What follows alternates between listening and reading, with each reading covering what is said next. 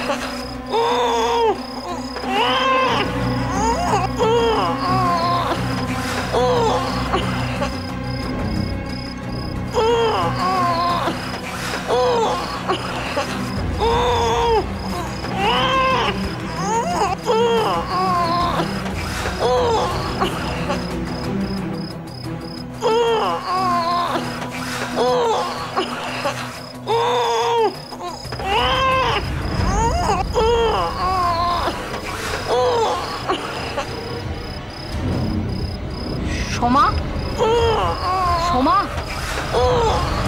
এই সোমা, কি হয়েছে?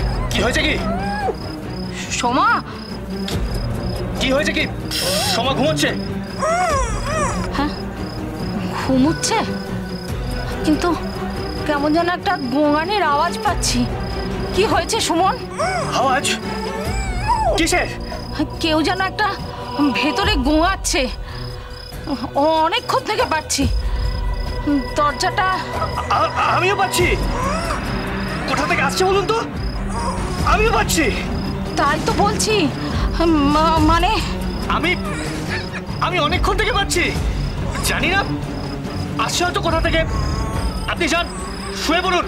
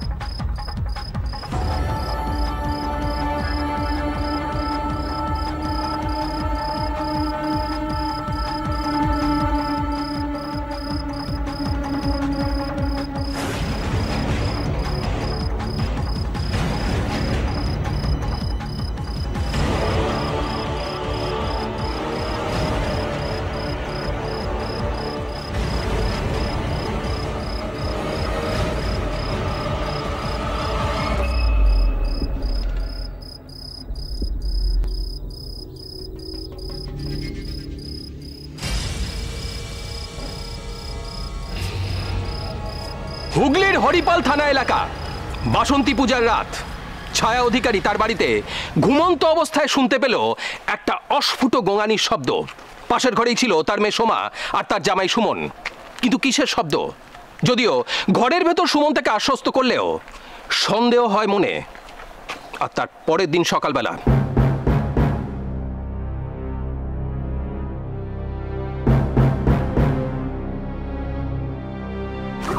ধর ধর, আমাকে খুন করে পালাচ্ছে। ধর ধর ধর ধর ধর।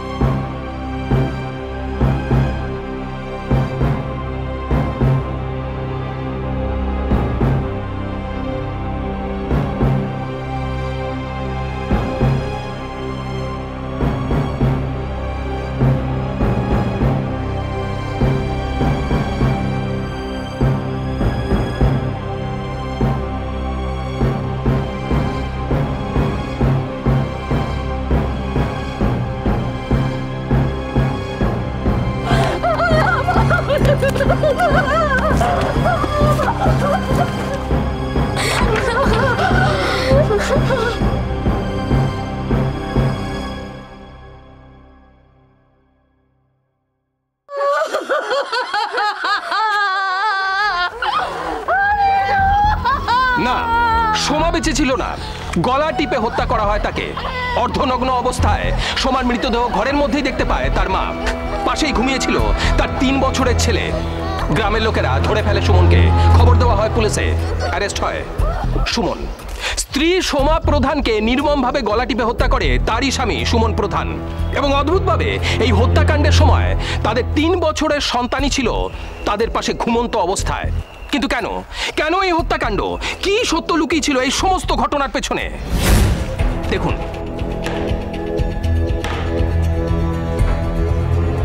লজ্জা না ভয়? কি হচ্ছে?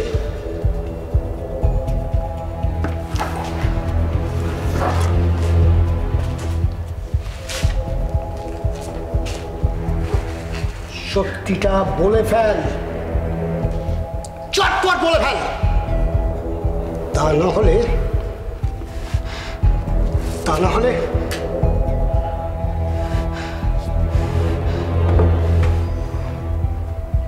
কি হলো? কি হলো? কথাটা কানে যাচ্ছে না, না? বল। আমি ঠিক আওয়াজ পেয়েছিলাম স্যার, কিন্তু তখনই আমার মনে খু ডেকেছিল।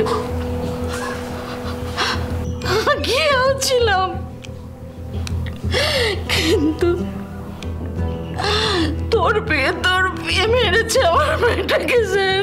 আমি কিচ্ছু করতে পারলাম না, আমি কিচ্ছু করতে পারলাম না। ওকে ছাড়বেন না স্যার, কিছুতেই ছাড়বেন না। আচ্ছা, ওর উদ্দেশ্যটা কি ছিল? টাকা টাকা টাকা? শুধুই টাকা? আবার কি? বিয়ের পর থেকে আমার মেয়েটাকে সব সময় টাকা টাকা করে পিষে মেরেছে স্যার। দোষ আমাদেরই। এখন আর এসব কেন এরকম বলছেন কেন? স্যার, মেয়ে সুখে থাকবে এই আশা নিয়ে বিয়ে দিয়েছিলাম মেয়ে। হুগলির হরিপাল এলাকার সোমা অধিকারী এক নিম্ন মধ্যবিত্ত পরিবারের মেয়ে। মা ছায়া বেলুড়ের এক কারখানায় আর বাবা জগন্নাথ বাইরে কাজ করত। বেশ কয়েক বছর আগে সুমনের সাথে দেখাশুনো করে বিয়ে হয় তার। সুখের আশায় ঘর বেঁধেছিল সোমা। আমি তো বাইরে কাজ করি, মাসে একবার আসি। ওর মা কারখানায় কাজ, অভাব অনটন থাকা সত্ত্বেও যথাসাধ্য চেষ্টা করেছি, মেয়েকে যতটা পারি মানুষ করেছি। সোমা আমাদের ছোটবেলা থেকেই খুব ধীর স্থির, শত কষ্টেও ঠিক মানিয়ে নেয়, একটিও মুখে রাগ কাটে না। আর সংসারের সব কাজ তো ওই করে। আহা, আবার দুঃখ কষ্টের কথা হচ্ছে কেন? এই দেখুন না, ছেলেও কিন্তু আমাদের সেই রকমই। আর আমার আত্মীয় বা বন্ধু বলে বলছি না, দুজনে একসাথে কিন্তু সুখেই থাকবে। ঠাকুর করুন তাই যেন হয়, এর থেকে বেশি চাওয়া আমাদের আর কি হতে পারে? তাই তো, সন্তানের সুখেই আমাদের আসল সুখ। কি বলেন সনাতন বাবু? তাই তো। হ্যাঁ সুমন বাবু, তোমার যদি কিছু মানে বলছিলাম কি, তোমার যদি কিছু বলার থাকে বলতে পারো। না না, মানে কথা যখন সব হয়ে গেল তখন আমি আবার কি। ব্যাস, তাহলে আর কি, কথা তো হয়েই গেল। কি বলেন জগন্নাথ বাবু? স্যার, বিয়ের কিছুদিন পর সবই ঠিকঠাক ছিল, যদিও দুজনের মধ্যে খুঁটিনাটি নিয়ে ঝগড়া হতো, কিন্তু স্যার কার সংসারে না হয়। আচ্ছা, সুমনের কি জমি জমা কিছু ছিল? কিচ্ছু ছিল না, কিচ্ছু ছিল না। প্রথমে বলেছিল বাপ কাকার সম্পত্তি আছে, কিন্তু পরে জানা গেল সব ফালতু কথা। স্যার, অন্যের জমিতে মজুরিতে কাজ করত, ট্র্যাক্টর চালানোর কাজ। না, কিচ্ছু করতো না। যদি করতো তাহলে কি আর এমন দশা হতো? মানে ঠিক বুঝতে পারলাম না। তা সুমন কাজকর্ম কিছুই করতো না? স্যার, একদিন কাজ করতো আর 4 দিন ঘরে শুয়ে থাকতো, একটু একটু চাঁদ কুঁড়ে। স্যার, চাঁদ কুঁড়ে। আমার মেয়েটাকে গাড়িয়ে খেত। জানেন স্যার, আমার মেয়েটা মাঠে কাজ করত, আর ওই জানোয়ারটা ঘরে বসে বসে মরণের খাওয়া খেত। শুধু কি তাই, নিজের ছেলে মেয়ের ওপর নজর ছিল, ফিরেও তাকাতো না ওদের দিকে। বিয়ের কয়েক বছরের মধ্যেই সোমার 1 মেয়ে আর 1 ছেলে হয়। 2 সন্তানকে নিয়ে অত্যন্ত কষ্টের মধ্যে দিন কাটতো সোমার, কারণ সুমন আদপে কোনো কাজই করতো না, বরং সোমাই সংসারের কাজ সামলে একটু রোজগারের আশায় মাঝে মাঝে মাঠে গিয়ে টুকিটাকি কাজ করত। এইভাবেই সংসার চলতো।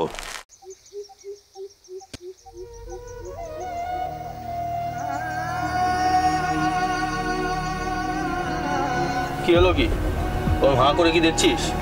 অনেক বেলা হয়ে গেছে, আমার আর নীলুর খুব খিদে পেয়েছে। কেন, তোর মা? মার আসতে দেরি হবে, 2টো জমিতে আল কাটবে। তাহলে আর কি, এটা গামছা বেঁধে বসে পড়ো। অনেক বেলা হয়ে গেছে, নীলুর খুব খিদে পেয়েছে, আর আমারও। তুই শালা, এই কানের কাছে প্যানর প্যানর করে চালটাই গন্ডগোল করে দিল। এই, তোর যখন এত খিদে তখন মাখায় বলতে পারিস না খাবার রেখে যেতে? যা এখান থেকে।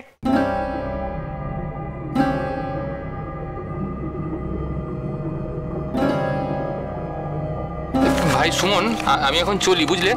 আবার পরে আসবো। হ্যাঁ।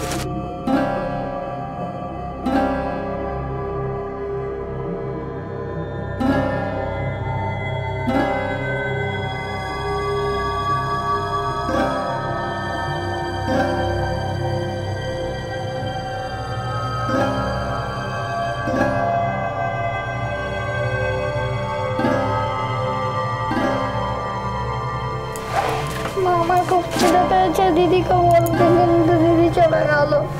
এই তো বাবা, এসে গেছি আমি, এবার খেতে দিচ্ছি। ছি ছি ছি ছি, তোমার লজ্জা করে না?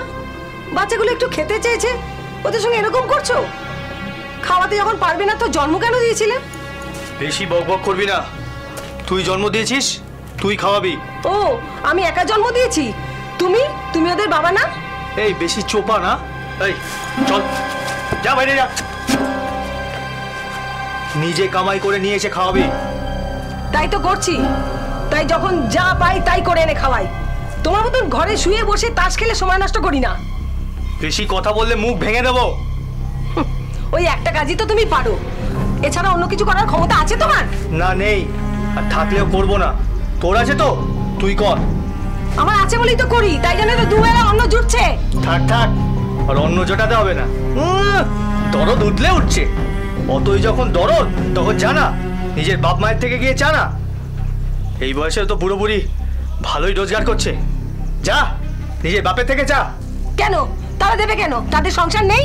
তুমি কি অথর্ব, কিছু করতে পারো না? ওই তো একদিন কাজ করো আর 3 দিন ঘরে বসে থাকো। বেশি কথা বললে মুখ ভেঙে দেবো। যা, বাপের থেকে যা। না, আমি কিছুতেই যাব না।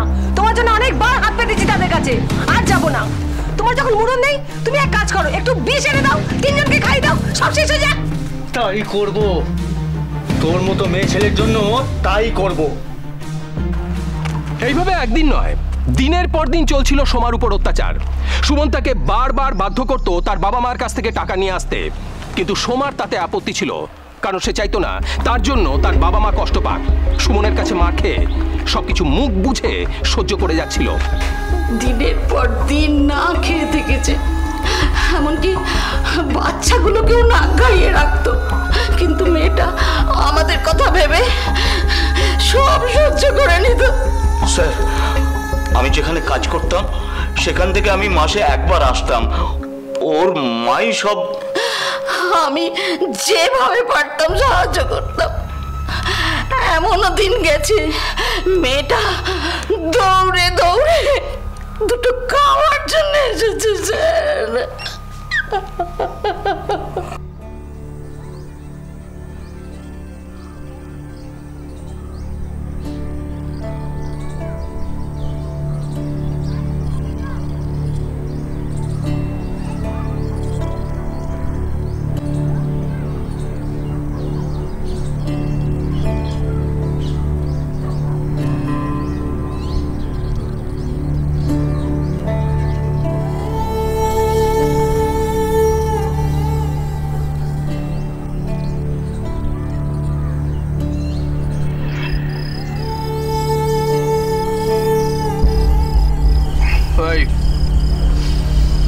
ভাত দে।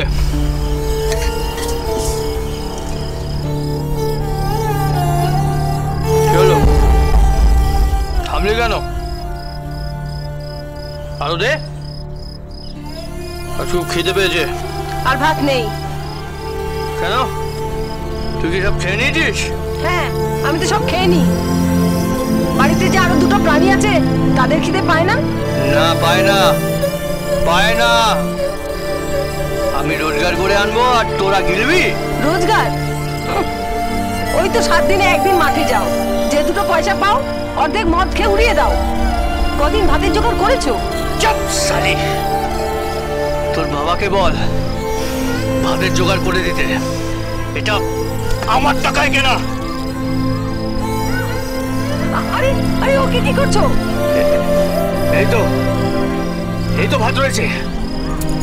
শালা, আমি রোজগার করবো আর তোরা মাগনা খাবি।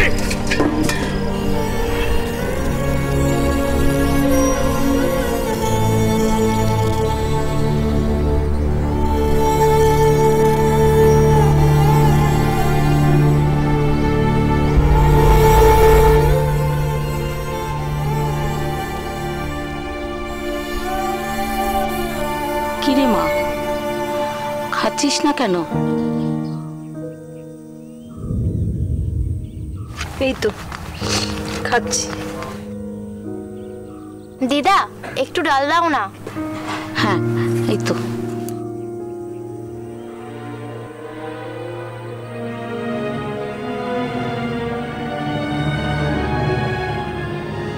কিরে মা, ভাতটা তো ঠান্ডা হয়ে গেল, খা।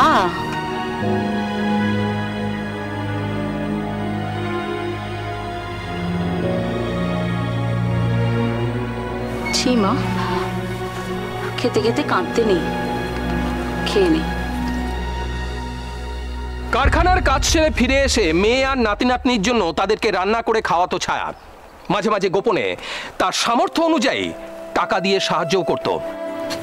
মা, আমি যাবো এবার। দাঁড়া, আবার কি? এনে এই টাকাটা রাখ। না না মা, আমি এই টাকা তোমার কাছে বারবার নিতে পারবো না লুকিয়ে লুকিয়ে। আর কতদিন বলো তো তুমি আমাকে এইভাবে লুকিয়ে লুকিয়ে টাকা দেবে? আর কতদিন? তুই চুপ করবি? টাকাটা নে, বাজার করে নিয়ে যাবি। না, আমি এবার টাকা নেব না। এটা তোমার গায়ের রক্ত জল করা টাকা মা, আমি নেব না। টাকাটা ধর। আচ্ছা, তুই ছাড়া আমাদের আর কে আছে? তোর কষ্টের কাছে কি আমাদের টাকার মূল্য বেশি? নে না মা, টাকাটা ধর। মা, আর না বলবি না। আচ্ছা, আমাদের কি কোনো অধিকার নেই তোর ওপর, তোর ছেলে মেয়েদের ওপর? তুই নিজের জন্য না হয় ছেলে মেয়েগুলোর জন্য নে, নে ধর। আর ঠিক এরকমই একদিন সোমার মায়ের দেওয়া টাকার কথা সুমন জানতে পারে। এখনো বলছি টাকাটা দিয়ে দে। তোমাকে তো বলছি আমি, আমার কাছে কোনো টাকা নেই। আবার মিথ্যে কথা বলছিস? ভালো কথা বলছি, টাকাটা দিয়ে দে। তোমাকে আমি আবার বলছি আমার কাছে কোনো টাকা নেই। চুপ! আমি নিজের চোখে দেখেছি তোর মা তোকে টাকা দিয়েছে। কি ভেবেছিস কি আমি কিছু জানি না? দেখো আমার মা আমাকে কোনো টাকা দেয়নি, আর যদি দিয়েও থাকে সেটা আমার টাকা, তোমাকে দেবো কেন? কি তুই আমাকে আটকাবি? তোর এত বড় সাহস? হ্যাঁ, আজ তোকে মেরেই ফেলবো। ছাড়ো, দেবো না। দেবো না আমি টাকা। দেবো না। ছাড়ো তুমি। যা যা এখান থেকে, যা এখান থেকে।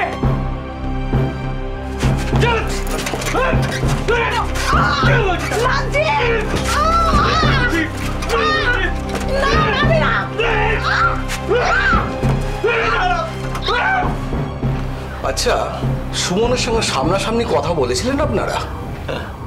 হ্যাঁ স্যার, বলে কোনো লাভ হয়নি, বরং টাকার জন্য অত্যাচার বাড়তেই থাকে। মাঝে মাঝে যখন ও পারতো না তখন আমাদের কাছে চলে আসতো। তাতেও কি শান্তি ছিল? কেন? ও এসে জোর করে নিয়ে যেত। এর আগেও বেশ কয়েকবার এরকম হয়েছে, আর আমি প্রতিবার এনে রাখতাম। এবারও দেখো মেয়েটা আমার জ্বরে কিরকম বেহুশ হয়ে পড়ে আছে, একটা কথাও বলছে না। কিভাবে মেরেছে মেয়েটাকে কটা মাত্র টাকার জন্য? হায় রে, কপালে এই ছিল। মেয়েটার বিয়ে দিয়ে কি এত ভুল করেছিলাম? মেয়েটার কি অবস্থা, মুখের দিকে তাকানো যাচ্ছে না। আর ছেলে মেয়েগুলোকে দেখো না খেতে পেয়ে শুকিয়ে গেছে। একটা জন্তুর সাথে বিয়ে দিয়েছিলাম, তার সাজা তো ভোগ করতেই হবে। আমি আর মেয়েটাকে ওখানে পাঠাবো না। সোমা আর ওর ছেলে মেয়েগুলো আমাদের কাছে থাকবে। আমরা যদি দুবেলা দুটো খেতে পাই, ওরাও খেতে পাবে। হ্যাঁ, মেয়েটা বাঁচবে, কিন্তু ও যদি এসে... না, আমি কোনো কথা শুনবো না।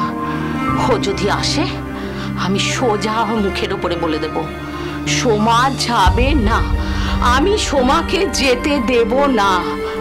তুমি দেখে নিও। ঠিক সিদ্ধান্ত। সোমার বাবা মা সোমাকে তাদের কাছে রেখে দেয়। তারা ঠিক করে এভাবে আর তাকে সুমনের কাছে পাঠাবে না। উল্টো দিকে সোমা তার ছেলে মেয়েদের নিয়ে বাপের বাড়িতে চলে আসায় খানিকটা অসুবিধায় পড়ে যায় সুমন। তাকে কাজ শুরু করতে হয়। ঘরে বসে অলস সময় কাটানো আর তার হয় না। অন্যদিকে তার রোজগারও বন্ধ হয়ে যায়।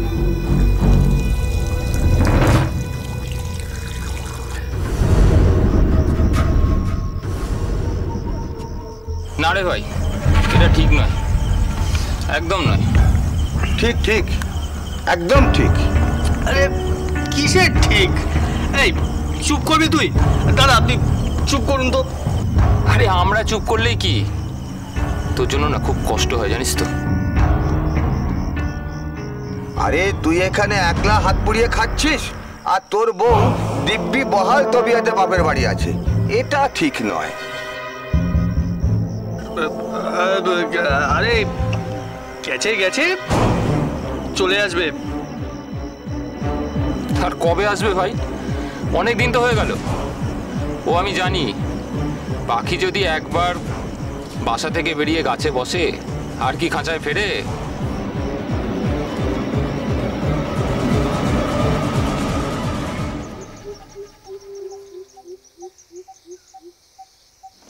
দেখো বাবা, তোমাকে একটা স্পষ্ট করে কথা আমি বলে দিচ্ছি, সোমাকে আমি আর পাঠাবো না। মানে পাঠাবেন না মানে? চালাকি হচ্ছে? তাই বটে, চালাকি তো তুমি করছো দিনের পর দিন সুমন। মানে কি বলতে চাইছেনটা কি? বলতে তো অনেক কিছুই চাই, কিন্তু পাচ্ছি কোথায়? দেখুন, আমি অত শত কিছু জানি না। আমার সাফ কথা, ও আমার সঙ্গে যাবে ব্যাস। আর অত শত আমি বুঝিও না। হ্যাঁ, অসুস্থ ছিল, এখন তো দিব্যি আছে, খাচ্ছে যাচ্ছে, ভালোই তো আছে। ও তাই বুঝি তোমার সহ্য হচ্ছে না? দেখুন, অত শত আমি বুঝি না। আপনার বাচ্চাদেরকে রাখতে হয় রাখুন, ও আমার সঙ্গে চলুক। না, আমি যাব না। মানেটা বুঝতে পারছো না? আমি যাব না। দেখো সোমা, তুমি কিন্তু ভুল করছো। ভুল তো একটা করেছি, কিন্তু সেটা এখন শুধরে নেওয়ার চেষ্টা করছি। তার মানে তুমি যাবে না? না।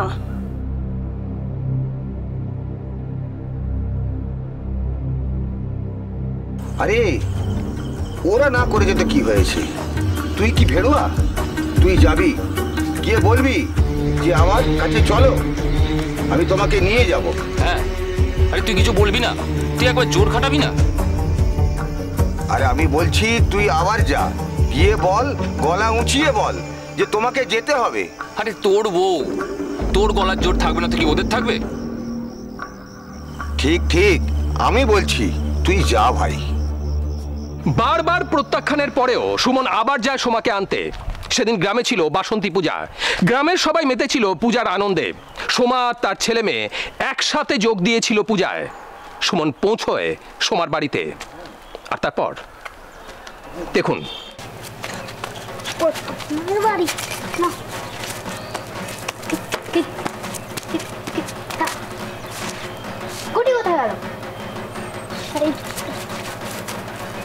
তুই দূরে কেন করেছিস? আমি দূরে করিনি। তুই করেছিস? না, আমি খেলবো না। এরকম কেন করছিস?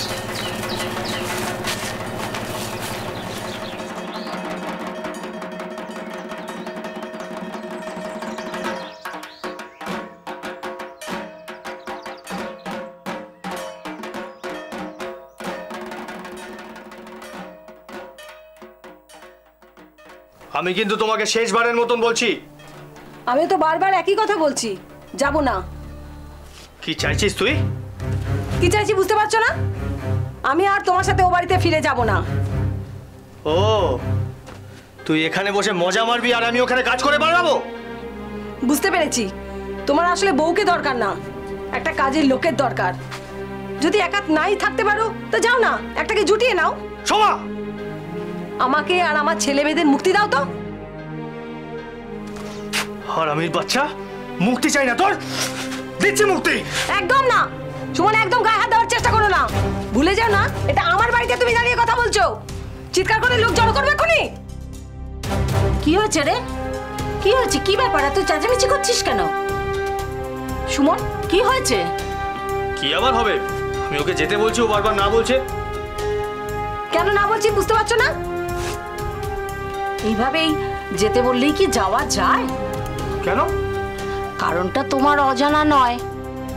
তুমি শুধু শুধু জোর করে কি লাভ হবে বলো? সোমা, দেখো, তুমি আমার কথা না ভাবো, ছোট ছোট ছেলেমেয়েগুলোর কথা তো ভাববে। ও, এই ব্যাপার। তাহলে আর কি? আমি একটা কথা বলি কি, আজকে তো রাত হয়ে গেছে আর এখানে পুজোও আছে। তুমি বরং আজকে এখানে থেকে যাও, কালকে ওর বাবা আসবে, তারপরে কথা হবে। মা, আহ, তুই চুপ কর তো, আমি তো কথা বলছি নাকি। সোমা, দেখো, সবাইকে একটা করে সুযোগ দিতে হয়, কাউকে এরম ভাবে ছেড়ে যেতে নেই। দিদা, তোমাকে ভোগের জন্য ডাকছে। হ্যাঁ, যাচ্ছি, আমি ভোগ নিতে যাচ্ছি, বাকি কথা কাল হবে। চল পূজা।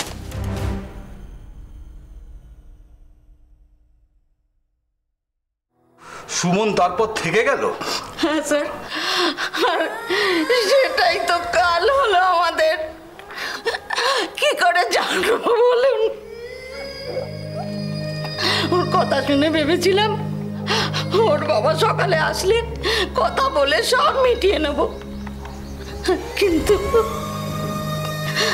আসলে স্যার, সন্তানের সুখ কে না চায় বলুন?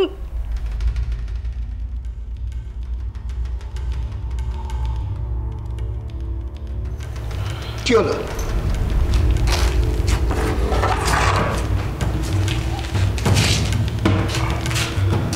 থামলি কেন? থামলি কেন? বল বল, যা বল বল বল বল বল বল বল বল।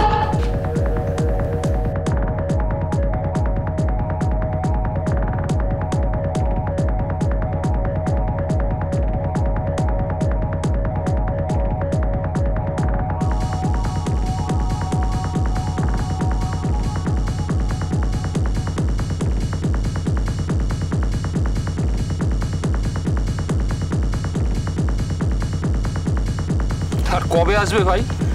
অনেক দিন তো হয়ে গেল। ও আমি জানি, পাখি যদি একবার বাসা থেকে বেরিয়ে গাছে বসে আর কি খাঁচায় ফেরে? আরে আমি বলছি তুই আবার যা, গিয়ে বল, গলা উঁচিয়ে বল যে তোমাকে যেতে হবে। আরে তোর বউ, তোর গলার জোর থাকবে না তো কি ওদের থাকবে?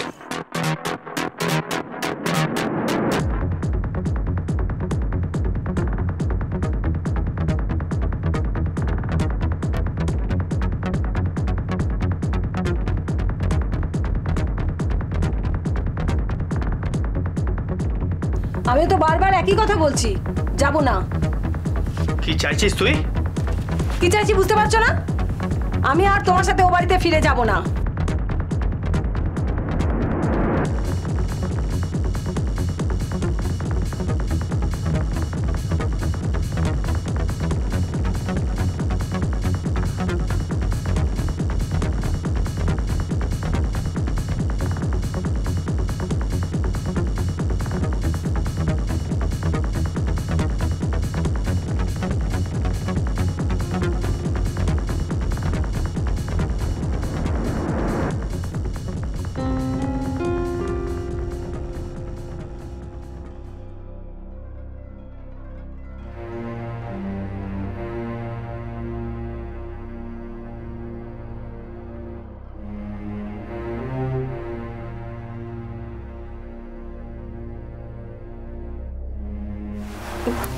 কি হলো? কি করছো? কই কিছু না তো। তুমি তুমি ঘুমোনি এখনো? দেখো সুমন, তুমি মাকে বোঝাতে পারবে, কিন্তু আমাকে বোঝাতে এসো না। আমি কাউকে কিছু বোঝাতে চাইছি না, কিন্তু তুমি এরকম করছো কেন? শোনো শোনো শোনো, ভুল তো মানুষ মাত্রই হয়, কিন্তু কিন্তু তা বলে কেন চুপ করছো আমার তুমি? আস্তে, ছেলে উঠে পড়বে। আমি তোমাকে জোর করছি না, অনুরোধ করছি। কেন কেন অনুরোধ করছো? কেন? আমার নিজের বউয়ের ওপর আমার কোনো অধিকার নেই? দেখো সুমন, আমি তোমাকে আগেও বলেছি, আবারও বলছি। কেন জেদ করছো সোমা? কেন বুঝতে পারছো না? আমার ভালো লাগছে না কিছু। সরো সোমা, সোমা, আমি তোমার উপর অনেক অন্যায় করেছি, আমি জানি। হ্যাঁ, আমি আমার ভুল বুঝতে পেরেছি। আমি তোমার উপর অনেক অন্যায় করেছি সোমা। এবার অন্তত দূরে সরিয়ে দিও না। এবার তো চলো।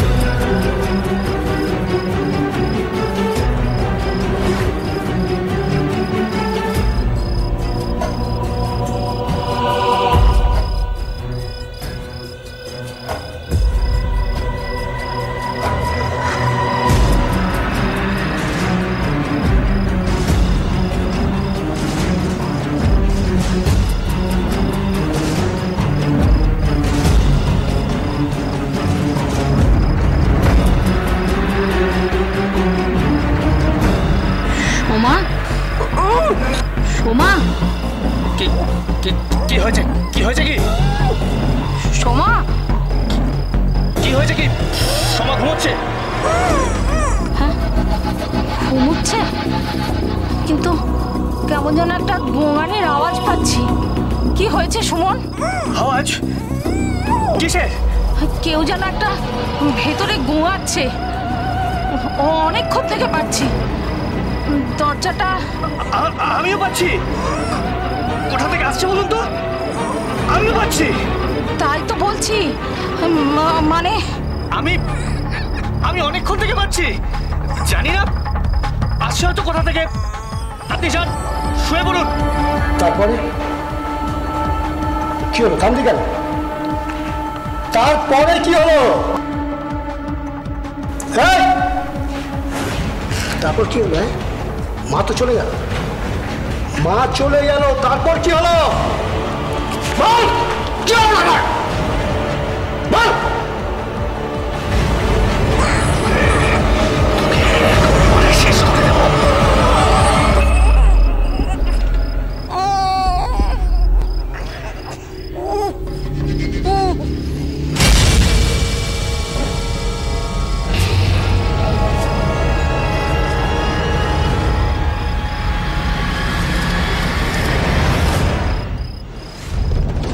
দেখুন, আপনাদের মনের অবস্থাটা আমি বুঝতে পারছি, কিন্তু আমাদের তো তদন্ত চালিয়ে যেতেই হবে। অপরাধীকে যথাযোগ্য শাস্তি দেওয়াটাই আইনের কাজ।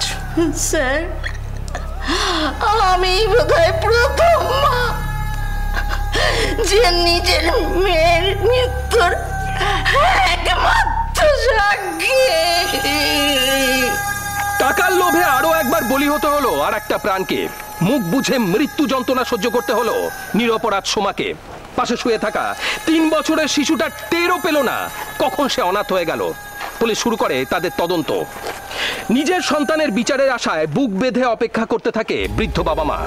আমাদের ভরসা আছে আইনের উপর, আশা আছে বিচার ব্যবস্থার উপর। আজ এই পর্যন্তই। পরবর্তী পর্বে ফিরে আসবো এরকমই কোনো সত্য ঘটনার চিত্ররূপ নিয়ে। ততক্ষণ সুস্থ থাকুন, সতর্ক থাকুন, সাবধানে থাকুন। আর সোম থেকে রবি রাত ঠিক 8:30 আর দুপুর ঠিক 12:30 দেখতে থাকুন পুলিশ ফাইলস।